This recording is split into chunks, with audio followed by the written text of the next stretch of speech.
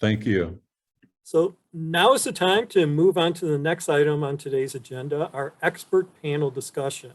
And this is something that we're very proud at NEF to bring you. We've actually had 3 panel discussions already this year, all themed around how to impress investors. And one was how to impress investors with your financials. Another was how to impress them with your traction. Another was how to impress them with your team. And all 3 of these are taped. They're on the NEF website. So if you would like to view them, please visit our website and you can see them there. And today, as Paul mentioned at the beginning, we're going to go outside of the box and have our final panel discussion, ask and answer the question, do you even need to impress investors? So this should be very, very provocative. To introduce our panel, I'm very pleased to introduce and turn the screen over to Bill McPherson. And as he was a coach on Quint, he's a managing director of McPherson Commercial Capital, longtime NEF member, past president, current board of director member, and Bill has done a swell job of assembling this panel. On to you. And you're muted. Okay, we move forward here.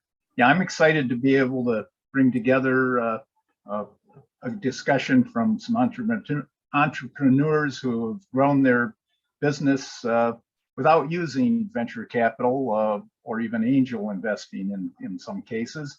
And they'll tell us why they made these choices and how they grown their businesses. I'm going to introduce the panelists. The moderator. That's Jeff Ponders, who has for nearly 20 years. Jeff's leveraged his creativity, innovation, and infectious energy to develop strategic initiatives and consumer experiences for some of the world's most recognized brands, such as Leo Burnett, General Motors, Walmart, Samsung, and Colgate. In addition to supporting large brands, he's an entrepreneurial leader with multiple startups under his belt. Today, he pulls from his diverse experiences to support early stage startups as a principal with Invest Detroit Ventures. Jeff is a valued member of the New Enterprise Forum board, and Jeff was recently recognized as one of Crane's Detroit 40 Under 40. Congratulations, Jeff. Jeff also remains true to his creative core as a professional saxophonist for 20 plus years. He's performed and recorded with some of the most notable names in jazz, R&B, and gospel music. He frequently references his jazz training as a secret to his corporate and entrepreneurial success. Jeff graduated from the Wharton School at the University of Pennsylvania and proudly resides in his hometown, Detroit, with his wife and children. Jeff, take it away. Thanks, Bill. I am trying to come on video. Yes, I got permission. Awesome. Bill, thank you so much. It is good to be here. This is a really, really important conversation we're going to have. The reason NEF exists is because it can be very, very challenging to raise money, but we don't, as entrepreneurs, we can't allow the challenge of getting access to capital to stop us from moving forward. And so the conversation of how do you continue to move forward? How do you pay your team? How do you grow your company without necessarily institutional capital is really, really important. We've got 3 amazing entrepreneurs with us today, and I'm excited to introduce them. Hopefully they're on camera as well. But I'm going to introduce them one by one. I'm going to have them each tell their story, and then we'll get into a pretty fun conversation about what it means to build a company, whether bootstrapped or otherwise. But it's really, how do you find access to the resources to keep the machine going forward? So first, I am going to introduce my friend Ferris of My Swim Pro. Ferris, if you can just give us a quick introduction of who you are, where you're from. Tell us a bit about My Swim Pro, and we'll save the story of your capital journey for a little bit later. Sure. Yeah. Thanks for having me on, and good to see everyone, or partially a few boxes. I'm born and raised in Michigan, started a company here. It's called My Swim Pro, and we create a mobile application that helps people improve their performance and health. It's on iPhone and Android. Think of it as like Peloton, but for swimming. and you don't have to buy the $1,500 bike. You just need a pool. So if you got a pool, you got a plan, you can make it happen. And yeah, we launched 2015 and just grinding away. I've also been a part of the NEF, pitch workflow. So I've been through all this. Happy to be here. Ferris, thank you, friend. Appreciate it. All right, up next we have the man, the myth, the legend, Mr. Kevin Lasser. Kevin, go ahead, take it away. Hey, Jeff. Hey, everybody. I, too, am from Detroit. Spent 5 years in Chicago. So I've had a couple of exits, and I started investing in companies, and I found a founder I really liked and a company I really liked, and that's called RevKeep. I'm the CEO of RevKeep, and we're in health tech. And basically what we address is we're addressing two huge problems in healthcare right now. The fact that providers are losing money, COVID, et cetera, and the fact that people are really hard to find and they're hard to keep and they're virtual. So those are the things that we're doing. I think that's the most succinct intro I've ever heard you do. It was awesome. You're awesome. I know it. All right. Up next is Mr. John Slaughter of the Mackinac Technology Company. Hi, how are you? Thanks for pronouncing the name correctly. Mackinac Technology Company has been working for the last 10 years on a materials science research project, basically working with some Michigan-based groups called Fraunhofer and some university partners. And we've developed some materials that can be made into a secondary window product. It's like a storm window. It goes over an existing window and gives it about 10 times better energy performance without needing to rip out the old window and putting in a new one. You leave your window there and you put our product over it, and you've got the window has the same insulation value as the wall. So that's what we've been doing. Thanks, John. I think this is actually a really interesting mix. We've got a couple we've got an app, we've got a B2B SaaS platform, and we've got an actual physical product and service with John with Mackinac. So this is a really good mix to talk about not just a single lane of how to do this without raising large sums of money. So really quickly, I think I'm going to go to Ferris first, because you've had an interesting capital journey where it hasn't been necessarily that you've not dealt with institutional capital, but really that you've taken a different approach to how to fund the company. Just kind of share the types of money that you've raised and how you've done it, and really love to hear why you made some of those choices. Yeah, this is an interesting discussion, so happy to be a part of it. So we launched in 2017, one of the first equity crowdfunding campaigns for a company in Michigan. And equity crowdfunding, a little bit different than traditional crowdfunding. Everyone's probably familiar with like Kickstarter, where you have, your friends can give you $50, $100, whatever, they can pre-buy the product. So it's similar to that, but with equity crowdfunding, your fans, your community can actually invest in the business. And so that's what we did in 2017. We did that in 2017. We raised $130,000 from 137 investors. And then we did it again in 2019, where we raised close to $500,000 from about 200 investors. And currently we have a campaign open now. So this is the third round, and we have about 350,000 already committed. So the people who are investing in these campaigns are people who actually use our product, or they're people who know me personally, and they're investing as little as, $100, $500. We offer perks with our subscription membership to it. So for example, for someone who puts in $5,000, they get our app subscription for life. And so it's a very creative way of fundraising that actually wasn't legal, prior to 5 years ago. So now this has really opened up. A lot more companies are doing it. And the reason why we're doing it, and maybe some other companies consider, is because you sort of do two things at the same time. You get the benefit of marketing your product and your offering to the community because you're marketing the fundraise. And at the same time, you get these people to be investors in your business. So the people who are using your product that you're marketing to, they now have an ownership stake in the company. So they feel more empowered, or hopefully that's the hope. They feel more empowered to be using your product and promote it. And so I'd like to think that people who are invested in a company are more likely to keep using it. So far, we have over 500 investors when you combine all three of those rounds. And, we might close this, we'll have close to 1,000 people who have contributed to the company. And so that's an interesting way to do it. That's what we've done. And so far, so good. So we're not seeking, massive amounts of capital, like $30 million. You couldn't do some of these things if you're trying to do that. But, we make revenue, and the amount of funding we're looking for can be done through equity crowdfunding, and that's what we've done 3 times now. That's awesome. Now, Ferris, and before I move on to Kevin next, you've done a fantastic job with the equity raise, and there's a lot to be said about how you leverage the power of community to not only, infuse capital into the business, but also really drive loyalty of the product. So first of all, kudos to that. But I think it's also interesting that you've done it with a mix of, let's kind of talk about all the different forms of capital that you've raised. And so, let's think about it with regards to the equity raise, other forms of funding, whether it's non-dilutive as well as dilutive. Yeah, so most of the funding has come through the equity crowdfunding, but even Invest Detroit Ventures has contributed to 2 of those rounds. So they've come in, represent, and I've done a lot of pitch competitions. I've won over $100,000 through various pitch competitions over the years, so that's been pretty cool. And yeah, I mean we've done a few other grants. So some of those pitch competitions were investments, some were actually grants. So that's non-dilutive capital. And in total, I mean, it sounds like a lot of different stuff, but in the grand scheme of things, it's really not that much investment. So far, it's about $1 million.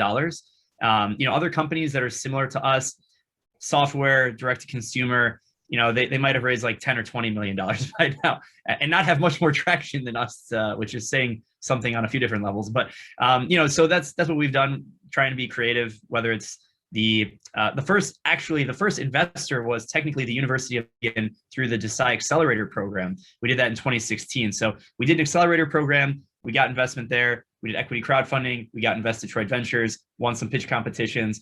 I mean, what have I not done at this point? Oh, fantastic. Thank you, Ferris. All right. So Kevin, it's kind of playing with the technology vein a little bit here. So you've had a couple of exits at this point. As you think about, I want to say, you've built like 30 companies over the course of your 25-year life here. Yeah, not really, but I started my first company 30 years ago. And I think VC was something you got from eating bad Mexican food 30 years ago. Nobody knew what a VC was. And you know what? The thing is, you just figured crap out. You figure it out. So I come from a poor family. We were on food stamps. I didn't have a trust fund or anything. So when I started a finance company, it was a brokerage. There were 2 problems. I needed a nice office. I had $5,000 in savings. I needed a nice office, and I needed to be in business 2 years to get somebody to give us money. Network, met with a very nice gentleman, Bob Ruffley. We had lunch at Olga's, and he said, I've had a dormant leasing company for 4 years. Would you like to buy it? I said, I'm broke. How much? He goes, lunch. I said, you're on. And then I started networking through other people. Bob introduced me to somebody. The guy said, you're a nice guy. I'm going to give you free rent for a year. He had a big office, property. So you know what? You figured things out. You didn't go to people for money. And we kicked butt, had it for 10 years and exited it. You just figure things out. And so, I mean, I'm the same person. I look a lot different. I used to have black hair and 1 chin, but yeah, exactly. But the thing is, like inside, I'm still a bootstrapper. I have raised a little bit of money here and there. We're always looking for smart money. I like to think that I've gotten smarter and I'm open to ideas, but we're looking for good partnerships. That's it. On either customers or on the financial side. First of all, I just want you to know I'm jealous of your hairline still. So, but no, that's a fantastic story. In fact, just hearing about how relationships led you to resources is really powerful. I'm a big believer that when it comes to business, the most important thing in business is relationships. Whether it is suppliers, certainly customers, but also your team. Like ultimately, you got to sell people to invest their time, their energy, their interest.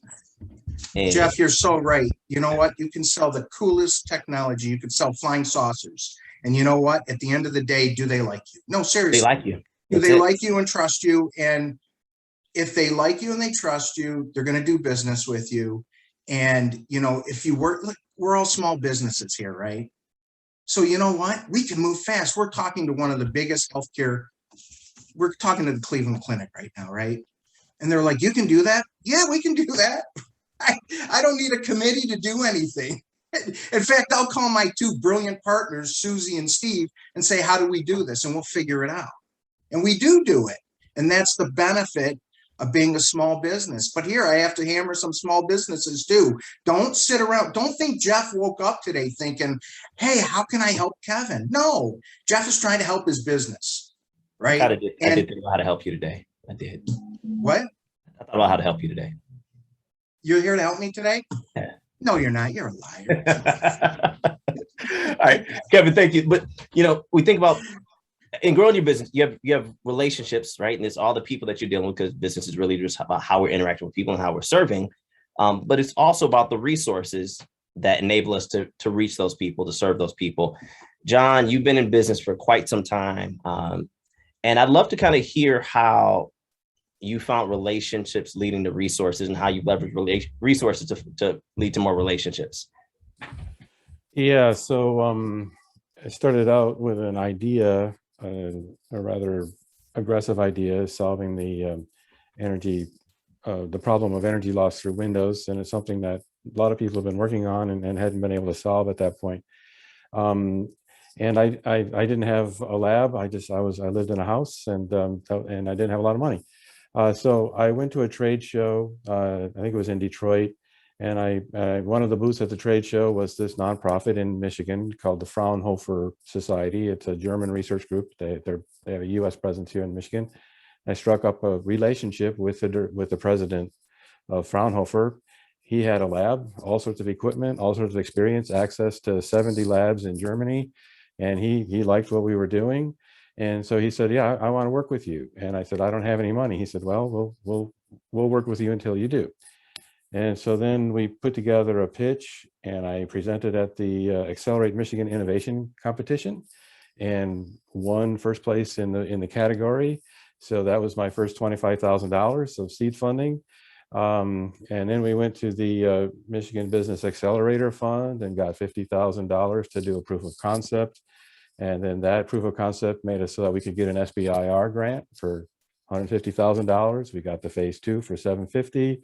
Then we applied to ARPA-E and got $2.5 million. Then we went to the Department of Defense and got another $8 million.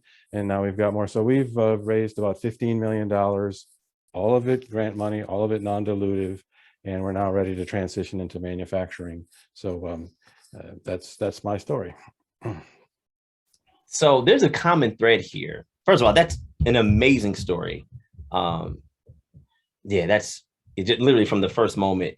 Again, similar to Kevin, relationship.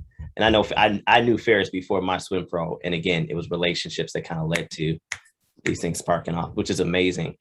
So, John, you've hit something I think is really interesting. And it's all three of you built companies that have been successful, but you didn't do it without. It wasn't that there wasn't capital infused into the business. The difference is that where the capital came from. And so I'm going to throw this out to the field. Kevin, I want you to answer second. What's driven your decision not to go after dilutive capital? And very, very quickly, for those of you who don't know what dilutive versus non-dilutive capital is, dilutive capital is capital where you give away parts of your equity, where other people now own parts of the business. Non-dilutive is effectively free money. Or not necessarily free, but it doesn't cost you any equity. When you sell the company, you still keep all the proceeds, as well as absorb all of the risk. So what's driven the decision to pursue, certainly in your case, John, less dilutive capital, really all non-dilutive capital, but across the board, not going after, a bunch of folks, right? Ferris, you don't count because you got a bunch of folks in the business, but we'll call it less dilutive capital. Yeah, so for me, it wasn't my decision at all. It was, you go to venture capital investors and say, I have an idea. We're sure we can solve this intractable material science problem, but I need about $15 million to do it. And then we don't have any customer traction and we still have to set up manufacturing. And you know how that conversation went. It was a really short one.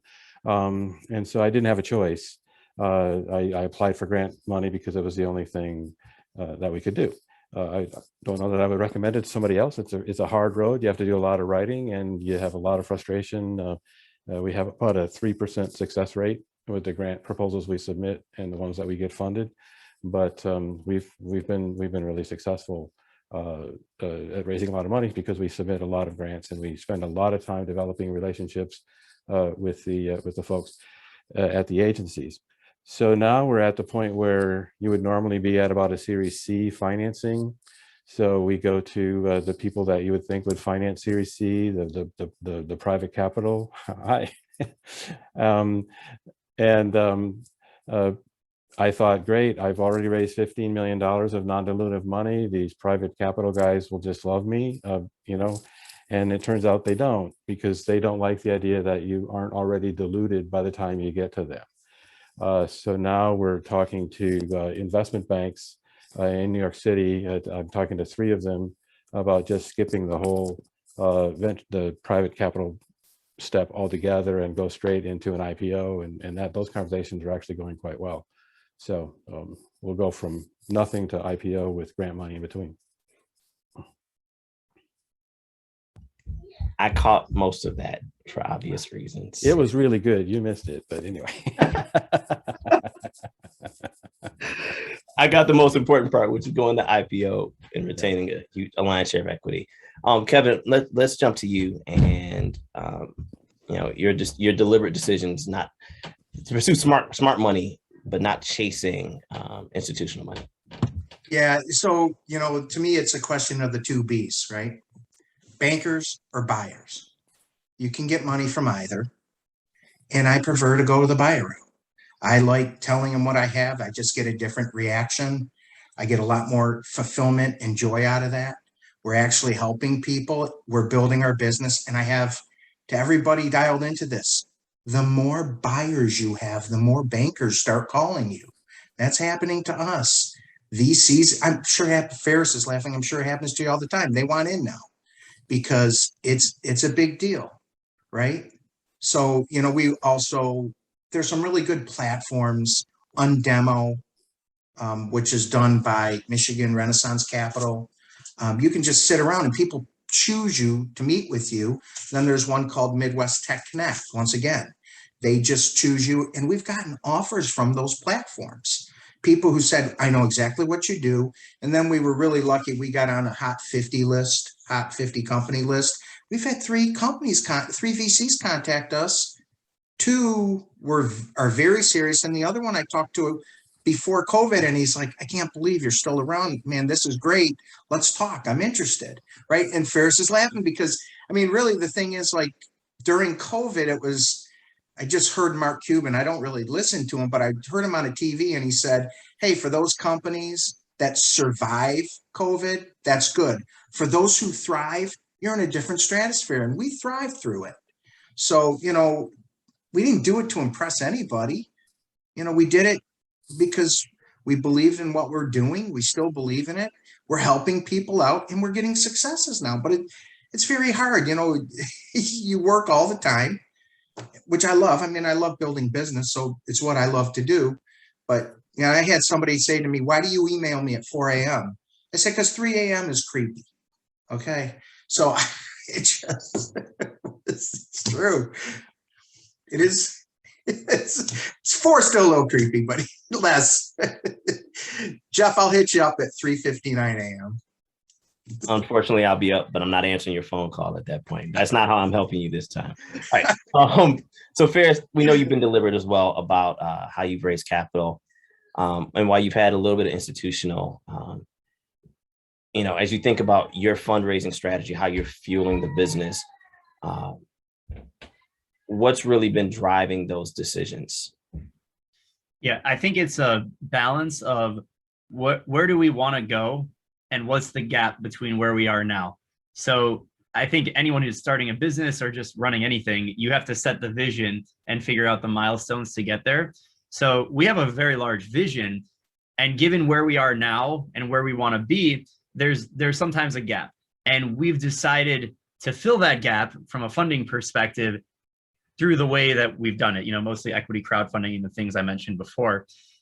If that changes and we see an opportunity where the gap is a lot larger, we can't do what we've done. You know, that quote of, you know, if you want to do something different, you got to do something, whatever. You guys maybe know the quote I'm hinting at. So if you want to do something different, we're going to have to do different things. But for right now, what we're doing works because the capital investment we're seeking is, in the hundreds of thousands or single digit millions, because we are growing, really organically. So when you have that opportunity, you could just go and raise from like one person, one VC, and raise $2 million. But then it becomes a question of, what kind of investment will help you the most? And so for us, because we're direct to consumer and we have a global brand and global marketing and all that, we see a lot more value in having 500 people who live all over the world who actually use our product, who can be the evangelist, compared to one person. Now, if you get the right individual or institution, that might change the conversation. So we're thinking, a strategic investor that lines something up down the road. But unless I have that strategic investor, it really doesn't make any sense to value that 1 or 2 or 3 or 5 individuals over the 500-person army that I'm building. So it's an interesting way to think about it, because the army in some ways has a compounding impact that, unless they're a strategic individual, they really don't have any impact compared to the 500 people. So that's how we evaluate it. I appreciate the dialogue about strategic capital, which is really the root of what this is. I often, when I coach and I mentor folks, I say, hey, the goal isn't to raise money on day one. The goal is to get as far as you can until you need the money. And that's also rooted in understanding your milestones, understanding where you're trying to go and what it takes to get there. Again, relationships and resources. And Ferris, we are the My Swim Pro Army is a real thing.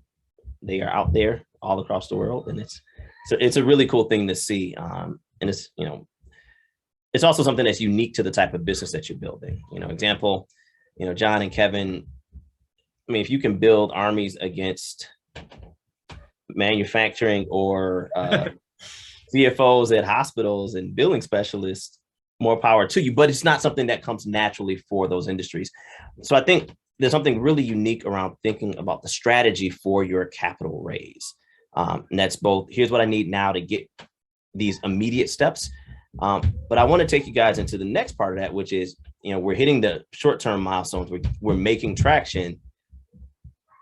The thing I've heard is that you're all open to different types of capital. It just hasn't been institutional at this point. So as you guys are looking ahead, and Ferris, I know you're approaching a series A type of round at some point in the next 2 to 3 years. Kevin, you'll probably be in a similar spot in this, call it the next 2 to 4. And John, we met recently, and you're just now getting to manufacturing. What is your view on raising these larger sums of capital, particularly likely to come from institutionals down the road? Is it that you say, I don't want that money, or is it more of, I'm doing what makes sense right now, but when we get closer down the road, we'll also do whatever makes the most sense? I'll start with John. Yeah, so we've done what makes most sense up until now, and what we've needed to do because we didn't have any other choice. And now we're doing what we need to do to move forward, which is to completely change to a different mindset. We have to become a big company with a board and with all sorts of things that we haven't had to deal with until now, and we have to accommodate what investors are looking for in a way that we haven't had to worry about up until now. So we have to completely change as a business in order to take this forward, or stay a small R&D company forever. That's not really why we've done all of this stuff. So Michigan's got a lot of great resources to help people like us, the entrepreneurs. The support we've gotten from the Small Business Development Center has just been remarkable. I mean, we could never afford that kind of expertise if I had to pay people to do that for us. So we're really fortunate to be here, and it's a really exciting time for us. I'm having conversations with people in New York who would have never taken my call 5 years ago, and who are now calling me. So it's just fun to see how that evolves. John, to make sure I heard you right, you said that, in order to become the company that you want to become, you're fundamentally going to have to change. Yep. Because you're not trying to just be an R&D company. That's not the vision. Right. Cool. Cool. And you're open to that change too, which is really, Yeah, it sounds kind of fun. I'm looking forward to it actually. So that's awesome. That's awesome. All right, Farrah, so I'll go to you next, as you're next in my queue here. Same question, just as you're looking ahead, you know, I know personally you're not afraid of institutional money, but what is your, how do you look at institutional money in the years to come, in particular, when you go from, $1 million in revenue to now needing to invest to get to 10 or 20 million in revenue? Mm-hmm. Yeah, I think the best time for a startup like us, or even the investor, to raise any kind of money is when you're at that inflection point. And so I think every business has different inflection points, and every business is different, whether it's hiring certain people, certain product market fit milestones, or customer acquisition metrics you're chasing. So for us, we've raised money when we've hit at these inflection points, and as we scale up, the amount of capital required to leverage the inflection point will go up, and it has gone up. And so for right now, when it comes to institutions, those are normally bigger pots of money. And we have not positioned ourselves to fully leverage that. Like if someone just handed me $10 million right now, I would not leverage that very efficiently for some period of time down the road, whether that's 6 months, 12 months, whatever. So it doesn't make sense to take on that risk and pressure, quite frankly, at this stage when we're not really able to leverage that capital. Right now, I could leverage $1 million. If you were to give me $1 million when I first got started, I could use $1 million, but I'm not going to use it efficiently like I can right now. And so I think when it comes to leveraging institutional capital and larger sums of money, I think it's just getting to the right inflection point where I can harness that and make it as efficient as possible.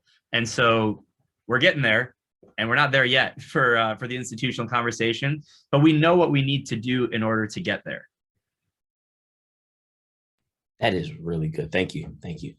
All right, Kevin, as you guys are still, still early stage, but, growing your MRR, how do you look at the role of institutionals in the life of the business? So I'd like to think that I've evolved. I started a telehealth company 15 years ago when nobody knew what telehealth was. Exited it 5 years ago, okay? Took no outside money. We've put in significant money into the company, okay? But we know what we know, and we don't know what we don't know. And so smart money, smart strategic money, which can even mean this. So I'm not friends with VCs. I will be friends with VCs. I'm just not friends with VCs. I'm not. I'd love to be friends with you, Jeff. You don't want to be friends with me. Everybody knows it. So the thing is that VCs are friends with VCs. So we got a great guy who wants to come into this semi-small raise we're doing right now. He's in Chicago. He's connected to everybody, and he's got friends who are VCs. And then we've had some other people that we're talking to are great strategic partners. One group knew exactly what we were doing. He has a partner who was a COO of a hospital, and the guy's like, oh man, this is a huge problem, but we have to move fast. I'm like, you are the guy I want to do business with. So it's that. That's awesome. Again, this underlying theme here, you all have strategy, and where you are today is, and John, I'm going to call you out just a little bit here. You said, hey, we were too early.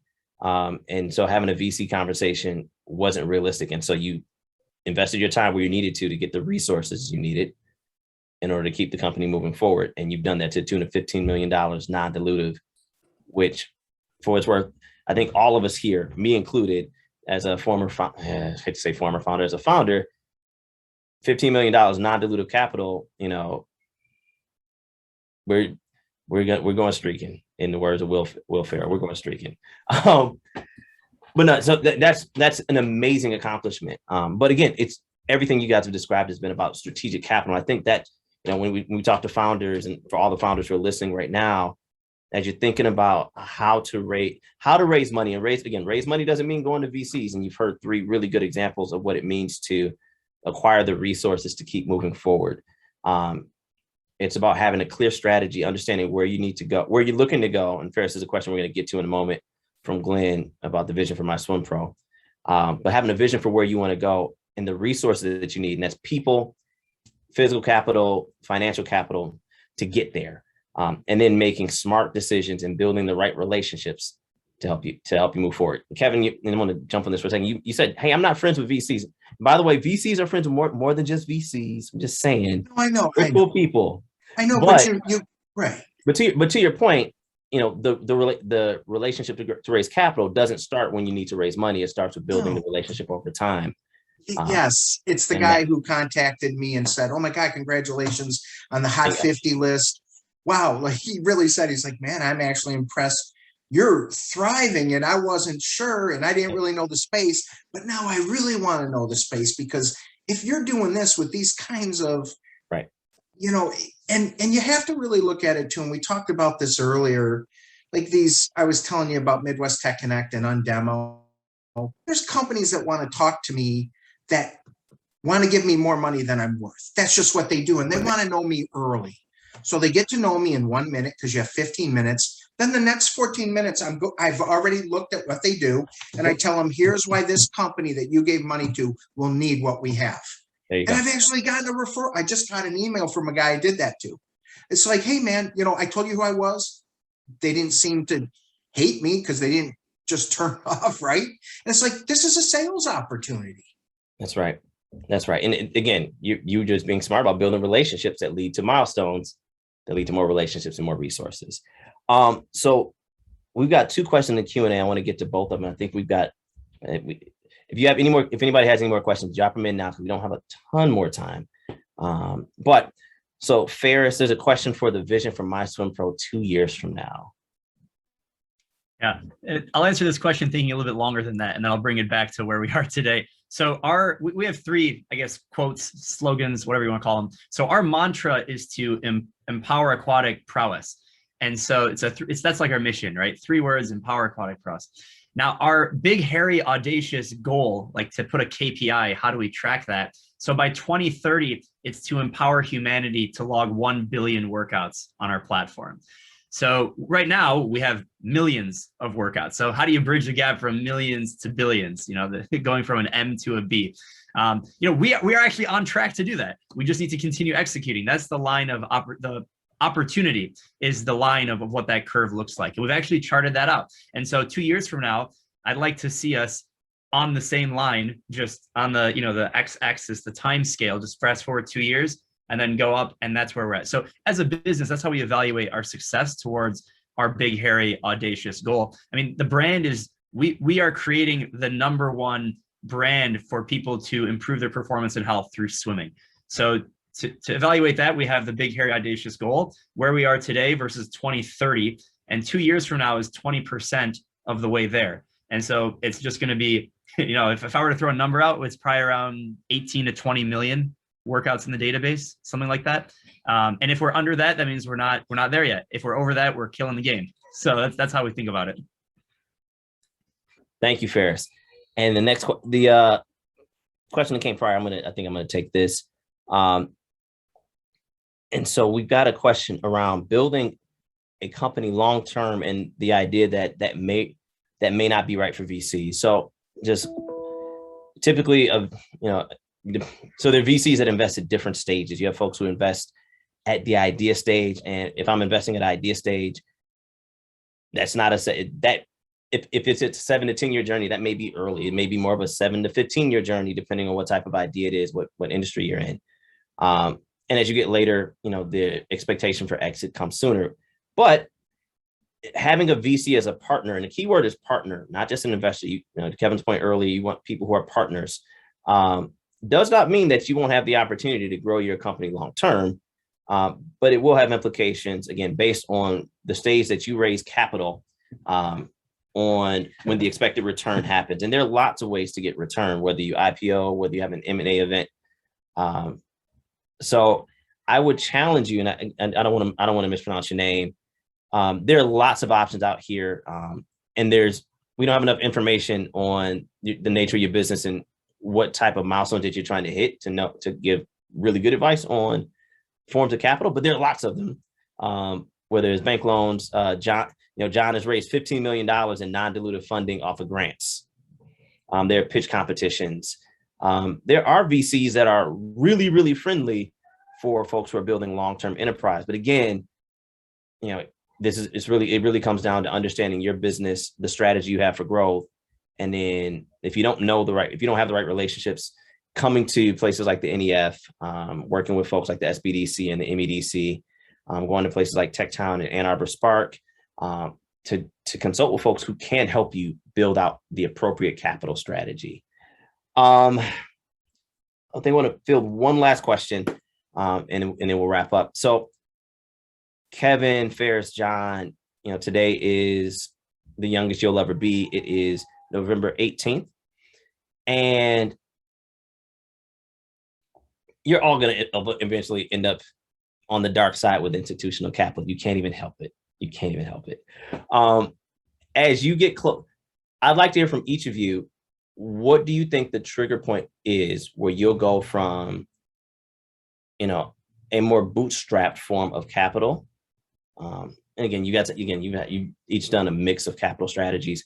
What's going to be the inflection point for you to go from your current capital strategy into really pursuing institutional partners? And we'll go Kevin, Ferris, and then we'll conclude with John. So we're doing it right now, right? And it's because if we bring in the right partner, they're going to help us. In fact, the one said, we know hospitals that need this, and we're going to introduce you to them. So, and they have a vision. Now, there's been people we talked to that had money. So we raised a small amount during COVID, and we did it just because, oh, maybe. I went to 8 places. 5 of the 8 said yes on the money because I was introduced to people. And they saw that we put in much more money than we were asking for them. They liked the team. They knew that we had exits. And we ended up taking a deal that was not as good as other deals because they were strategic. They're out of Nashville, Tennessee. They're called Jumpstart Foundry, and they specific for health tech. So, you know, they're good people. So, you know, the time is right now for us.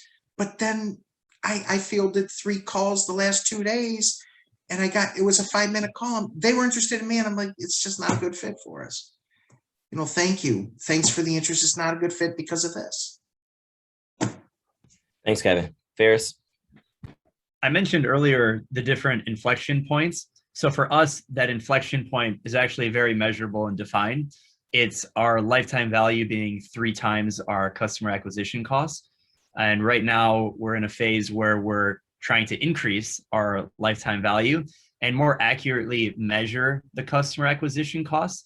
So we have these numbers, and in some cases we already are at that point, but to do it in a more scalable channel is the inflection point where we could then leverage the capital a lot more efficiently. And on top of that, when we have those metrics and it's very defined, we'll be in a position where we could even skip down the road where the acquiring company or the private equity fund that's where they're like, well, we got the business right here. That's perfect. So that's how we're thinking about it. That's the inflection point for us. Fantastic. Thank you. John? Yeah, so we're here now. We have a pilot scale a shop set up where we can make all of the materials, but we can make one unit a day. And we've made those 1 units a day for about 6 months now, and we've done some high profile installations, and national laboratories have done the measurements, and it just shows that this really does in fact work. And so now word is out, and I get calls every week for people wanting to buy the product for their buildings. Well, how many buildings do you have? Well, 1,200. I'm like, well, that'll take me 1,200 days to fill the one order. It's not, you know, so we need to set up a manufacturing line and actually get into serious production. And we can't do that with grant money. We need to do that with institutional capital. So we're right now in serious discussions about raising that institutional capital and hopefully have it online within the next year, and in 2 years from now be in business. That's fantastic. Wow. So you guys are all really knocking at the door of that more substantial, we're making the leap, if you will. And it's funny, I tell folks, you know, we celebrate when folks raise money, but I'm going to say this as a VC, you know, that's not the thing to really celebrate. The celebration is really about the growth of the company. and raising capital is more indicative of the opportunity. It's some level of traction, but also really about the opportunity for growth ahead. I'm always a fan of celebrating not the fact that you raised it, but more about what you're about to do since you raised money. But all that being said, you guys have been fantastic. Thank you for entertaining my terrible jokes. But more importantly, thank you for sharing your really rich experiences and how you've navigated interesting and diverse challenges with capital and how you've really set yourselves up for the next chapter in the business. So Kevin, Ferris, John, thank you guys so much. I am Jeff Ponders from Invest Detroit Ventures. Thank you. And I'll pass it back to Paul. Thanks, everyone. Wow, that was a lot of fun. Some really good war stories there, guys. Thanks for